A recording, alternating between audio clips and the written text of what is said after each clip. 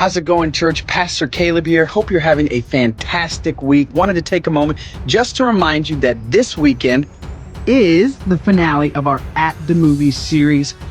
We've had an incredible 2 weeks, but we have saved the best for last. Caleb Flynn. I'm from Tipp City, Ohio. The person that inspires me to be an informer, I guess, would say the Lord. I'm a music pastor, and so that's my job every week, is to go up there and to sing and to connect what I do on stage to the congregation. So first and foremost, obviously, is the Lord. Thing that makes me unique, I absolutely love the Lord. I love my wife more than anything. She is very, very pretty. Just, oof, I love her. Favorite past idol contestant would probably be Carrie Underwood. She's just absolutely incredible. Love her attitude and just her passion for what she does. And I promise you, if my wife dyed her hair blonde, she would look just like her. Oh my God. Oh my God. Oh my God. Somebody broke into my home. Somebody broke into my home and killed my wife. My wife is got 2 shots to her head. What are you seeing? My wife is got 2 shots to her head. Just blood in her. Oh my God. Oh my God. Oh my God. All right, ma'am, I need you to take a deep breath, okay? Do you still see anybody in the house? No, the door to the garage is wide open. Please hurry, please. Oh my God. Oh my God. My daughters are here. My daughters are here. Where's she at? She's in the bed. She's in the bed. Are you with her? I am in the room. I'm looking at her. Yes, please. You guys have the door locked?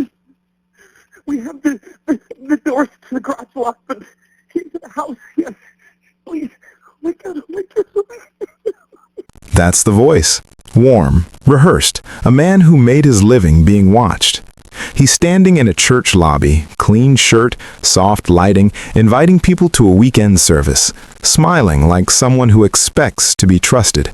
And he was, by a whole town, by a congregation, by the woman sitting in the 3rd row every Sunday who happened to be his wife. That video is still online. You can watch it right now. A pastor promoting a sermon series called At the Movies, telling people to bring their friends, telling people to bring their families. His wife, Ashley Flynn, would be dead within weeks. Ashley Flynn was last seen alive inside her home at 932 Cunningham Court, Tipp City, Ohio. The date was February 17, 2026, a Monday, sometime between midnight and 2:30 a.m. No surveillance camera captured her final moments, no doorbell footage, no gas station run. The last confirmed record of Ashley Flynn being alive is not a camera timestamp. It's a text message, not from her, but about her, sent from her husband's phone at 12:42 a.m. 5 words: "It's almost done." Less than 2 hours later, a 911 call came in from that same house. The caller was Caleb Flynn, husband, father of 2, worship leader, former American Idol contestant, reporting a burglary. Here's the question most people asked first. Who broke into the Flynn home? Wrong question. The right question: was there ever anyone to break in at all? Tipp City, Ohio. Population just north of 9,000, about 20 minutes from Dayton. The kind of place where people describe their neighbors by first name, and the biggest weekend plans involve a church potluck. Streets go quiet by 9, porch lights stay on more out of habit than fear. Ashley Flynn fit this town the way a key fits a lock. 37 years old, grew up there, came back to raise her family there. She was a substitute teacher in the local school system. She coached 7th grade volleyball at Tippecanoe Middle School. She volunteered at her church. She had 2 young daughters. When the school district released a statement, they called her smile unforgettable. When her pastor spoke publicly, he called her one of the kindest souls to ever grace this planet. Those sound like the usual things people say after someone dies. They weren't. Talk to her players, talk to her friends, talk to the parents of the kids she coached. They all said the same thing before she was gone. One of her former players, a 7th grader named Jocelyn Frost, remembered it simply. Coach Flynn used Oreo cookies as a life lesson. The crunchy outside was the stuff you needed to work on. The filling was what you thought you did well. That's who this woman was. She taught 12-year-olds how to think about themselves using a snack, and they remembered it. They'll probably remember it forever. Caleb Flynn, 39, pastor and worship leader at their church.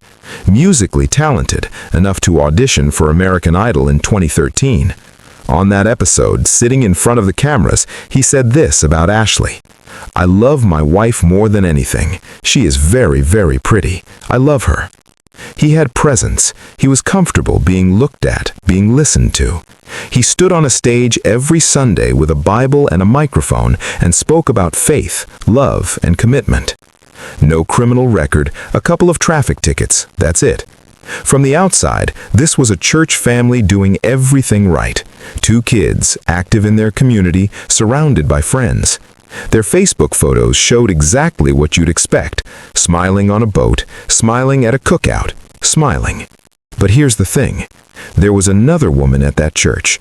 Her name was Aaliyah Botner, also a worship leader. She and Caleb stood on that stage together every Sunday, side by side, singing about God's faithfulness, while Ashley sat in the congregation, watching, trusting. According to what investigators later uncovered, Caleb and this woman had been having an affair for months. Think about that for a second. Every Sunday morning, the hymns, the harmonies, the eye contact on stage, and the wife is right there. If you've been following these files, you already know we don't build cases around shock. We build them around patterns. If this is your first one, now's a good time to subscribe. We open a new file every week. And the pattern here started showing itself long before February 17th. Ashley began confiding in close friends. She told people her marriage wasn't right. She said she was struggling. She didn't name the affair, at least not publicly, but she was carrying it, and it was getting heavier. The very last message she sent to a close friend before her death said this: "I can't anymore." 4 words, not the words of someone having a rough week, the words of someone who had reached a wall. The people closest to her heard it. Nobody knew what was coming next. Now the timeline tightens. In the hours before Ashley died, investigators later found that Caleb was in heavy communication with an unidentified woman. Text messages, encrypted messaging apps, and the closer it got to midnight, the more frequent those messages became. Back and forth, picking up speed. Then, 12:42 a.m., a message leaves Caleb's phone. "It's almost done." That message sat in his device like a receipt. He tried to delete it. He tried to delete a lot of messages, pulled them off the thread, dropped them into the digital trash, thought that was the end of it. It wasn't. Digital forensics pulled every deleted conversation back, recovered them, logged them, placed them into evidence, every single one. Sometime after that text, in the dark hours of the morning, Ashley Flynn was shot inside her home. 2 rounds to the head. Her 2 daughters were in their rooms, asleep. At 2:30 a.m., a 911 call came in. "Oh my God, Miami County 911? Oh my God, somebody broke into my home. Somebody broke in my home and shot my wife." That's Caleb Flynn on the line, panicked, breathless, or performing breathless. You decide.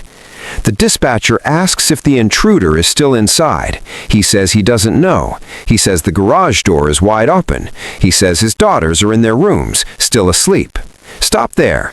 A man claims someone broke into his house and fired 2 gunshots into his wife's head, and his children down the hall didn't wake up, and he didn't go check on them? The dispatcher had to ask him twice, "Can you go check on the juveniles for me?" He finally did. They were still sleeping, unharmed. Here's what else stands out. He knew the exact number of shots. She got 2 shots to her head. Not, "She's been shot." Not, "There's blood." He gave a count, a specific count, before anyone had examined her, before any paramedic had arrived. He described her face as white as a ghost. He didn't try CPR. He didn't apply pressure. The dispatcher had to walk him through placing a towel, not even pressing it, just laying it on her head. And when the police finally pulled up, his first instinct wasn't to meet them at the door with his kids. It was to tell them the garage door was open.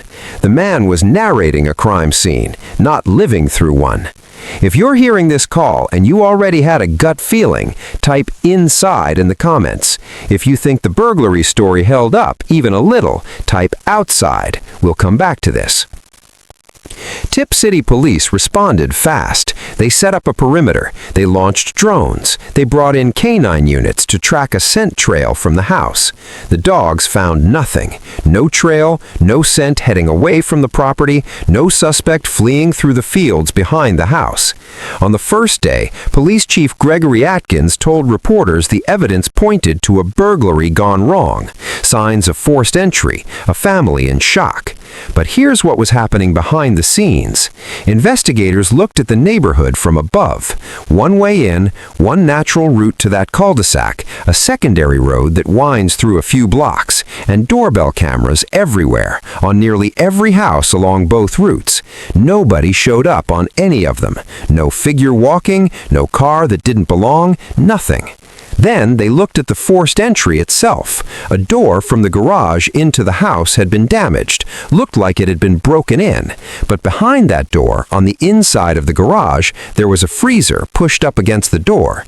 For that door to have been forced open from outside, someone would have had to shove the freezer out of the way while breaking in. And the weapon? Investigators found that the gun used to kill Ashley, a 9mm handgun, had been in the family vehicle in the garage. So the story Caleb told goes like this.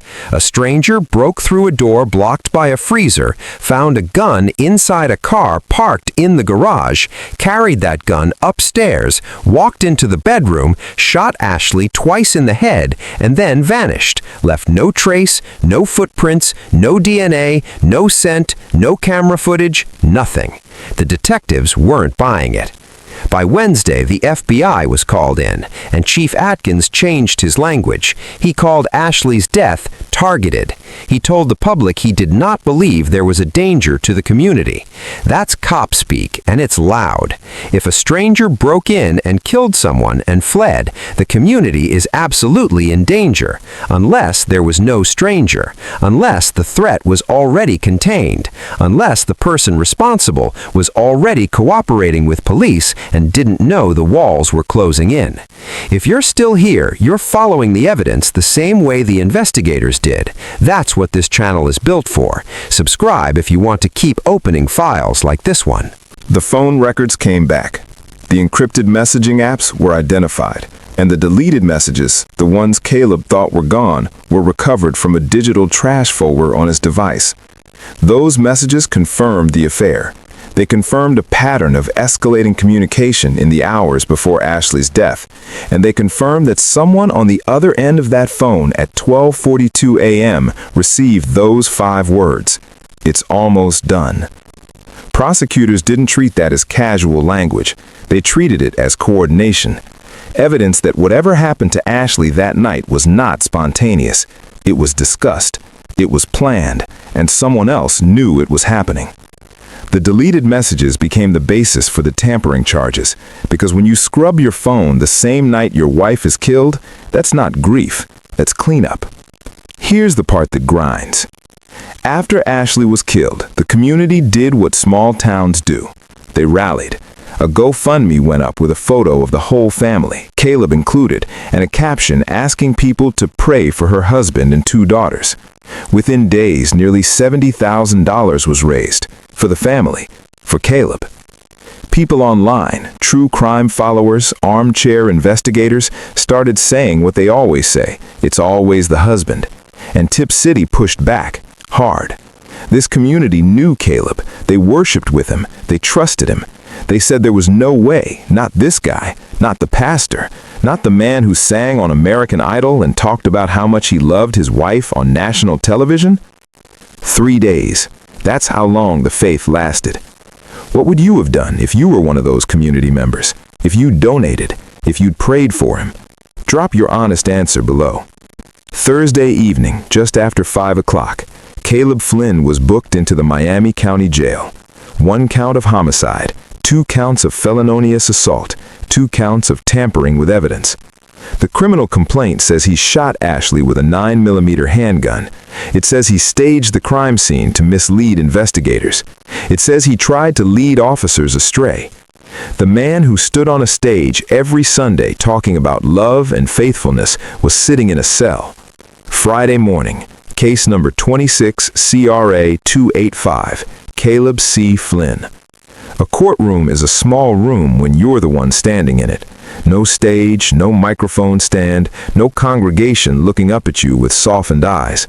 Just a judge, a set of charges, and a clock on the wall that doesn't care who you used to be. The judge went through it line by line. Count 1, murder, a first-degree felony. Count 2, felonious assault, second-degree felony. Count 3, same charge, another round fired, another count. Count 4, tampering with evidence, third-degree felony. Count 5, tampering with evidence again, a second act of destruction, a second attempt to erase what happened. 5 charges, read out loud, in a room where the only voice that mattered was not his. Caleb pleaded not guilty to all of it. Then the judge turned to the matter of bond, and this is where the courtroom got quiet in a different way. The judge explained the process. Bond exists to make sure a defendant shows up for trial. Standard language, procedural. He told Caleb he had the right to speak, to tell the court whether he was a flight risk, whether there were circumstances the judge should consider. Caleb's answer was not legal, it was personal. "Sir, I just want to take care of my daughters. I'm not at risk." That's what he said, 11 words. And the thing about those 11 words is that they sound like a father talking. They sound like a man whose first thought is his kids. And maybe that's real.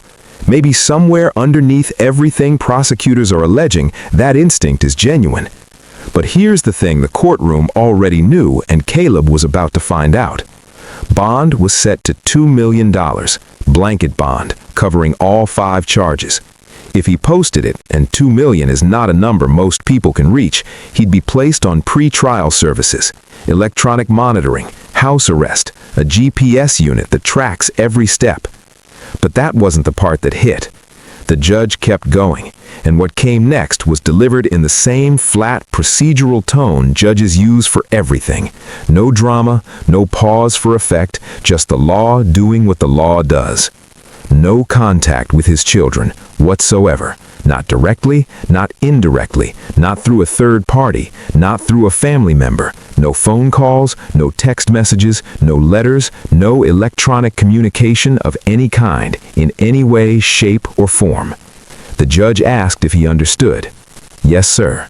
2 words, but you could hear the air leave the room. Think about what just happened.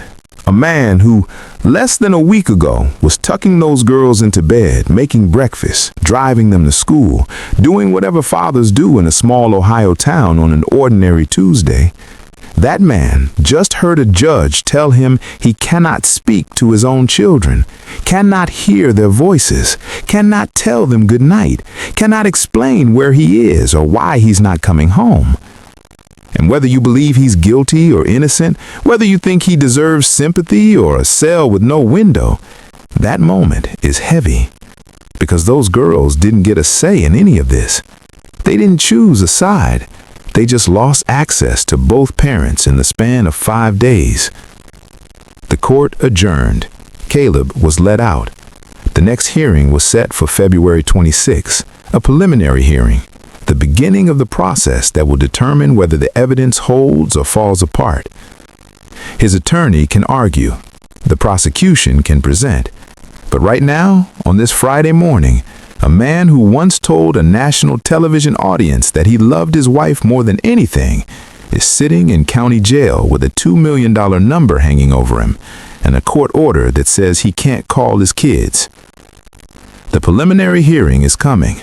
The autopsy results are still pending, and the full scope of what investigators found on that phone, the encrypted apps, the deleted messages, the 1242 texts, has not yet been made public in its entirety. There is more to come. There is always more to come. Ashley Flynn's celebration of life was held on a Sunday afternoon at Christian Life Center in Dayton, the same church where she and Caleb were once both on staff, the same building where he led worship from the front of the room, the same sanctuary where Ashley sat week after week, believing in the life they were building, believing in the man standing at the microphone. Now that room was full of people who came to say goodbye to her, not to him, to her. The flowers, the photos, the stories people told each other in the lobby before the service started, every handshake, every hug, every moment someone's composure cracked, all of it was for Ashley. The woman who showed up, the woman who gave, the woman who coached 7th graders and used Oreo cookies to teach them self-reflection, the woman who told a friend, "I can't anymore," and meant it in a way nobody fully understood until it was too late. That service was not about how she died, it was about how she lived, and the people who filled that room made sure of it. Outside the church walls, Tipp City was processing this in its own way. A local woman named Sarah Kaler started making shirts by hand, white ink on fabric, 3 words across the chest: "Live like Ashley." She took orders online, word spread fast. Strangers, people who had never set foot in Tipp City, who had never met Ashley, who only knew her name because of a headline, started reaching out. They asked for different quotes, things Ashley had said, things she'd posted, things her players remembered. They wanted her words on their clothes. They wanted to carry something of hers with them. Over $2,500 in shirt sales went directly to the girls, every dollar. Not to a fund, not to an organization, to 2 kids who just lost their mother, and for all practical purposes, their father in the same week. One community member, someone interviewed by a local news crew outside the church, said it in a way that stopped people cold. The daughters didn't just lose a mom, now they've lost a dad. Sit with that. Because that is the center of gravity in this entire case. Not the 911 call, not the staged crime scene, not the deleted texts or the encrypted apps, or the 5 words at 12:42 in the morning. The center of this story are 2 girls. They are young. We don't know their exact ages because the court has protected that information, and it should. But we know they were in that house. We know they were asleep, or at least that's what Caleb told the 911 dispatcher. We know they didn't wake up. We know that when morning came, their mother was gone, and within days, their father was in handcuffs. Those 2 girls didn't ask for any of this. They went to bed one night in a house with both parents and woke up into something no child should have to carry. No mother at breakfast, no mother packing lunches, no mother on the sideline at their volleyball games, clapping too loud, yelling encouragement that embarrasses them in the best possible way. No mother to call when the world gets heavy, and the world is going to get heavy for them in ways most people will never understand.